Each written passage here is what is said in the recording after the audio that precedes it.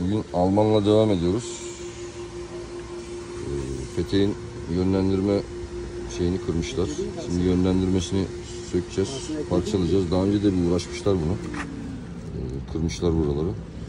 Önce göstergenin çıtasını sökmeleri gerekiyordu ama çıtayı sökmeden bunu sökmeye çalışmışlar, kırmışlar. Şimdi tamirini yapacağız.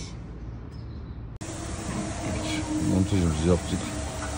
Ya parçamız yan sanayi olduğu için çok fazla şeye yönelmiyor. Ama önceden yönlendiriciyi hiç yapamıyordu sağa sola. Şimdi artık yapabilecek. Hayırlı olsun.